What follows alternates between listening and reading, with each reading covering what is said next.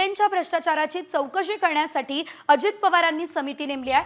धसांनी मुंडेंवर 73 कोटींच्या भ्रष्टाचाराचे आरोप केलेत आणि या भ्रष्टाचाराची चौकशी करण्यासाठी ही समिती नेमण्यात आली आहे। मागील 2 वर्षात नियोजन समितीने मान्यता दिलेल्या कामांची चौकशी होणार आहे।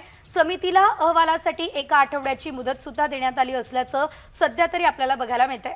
या समितीत धाराशिवचे उपजिल्हाधिकारी संतोष भोर हे अध्यक्ष आहेत, तर अर्थ आणि सांख्यिकी संचालनालय अप्पर संचालक भांगे याशिवाय जालना जिल्हा नियोजन अधिकारी सुनील सूर्यवंशी यांचा या चौकशी पथकामध्ये समावेश असणार असल्याचं देखील कळतंय।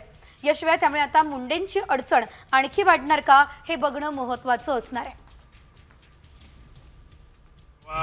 हा कार्यक्रम संपल्यानंतर अजितदादांकडे जाणार आहे।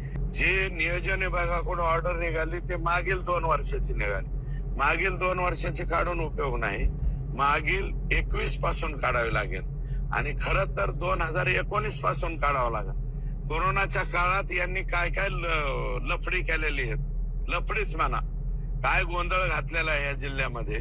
आणि सगळ्यात मोठा घोटाळा सापडणार आहे परळी नगरपालिकेमध्ये, नगर परिषदेमध्ये। आणि मी बाकीच्या काही यांच्या जे काही माझ्याकडे प्राप्त झालेले ते मी काढत नाही आता सध्या।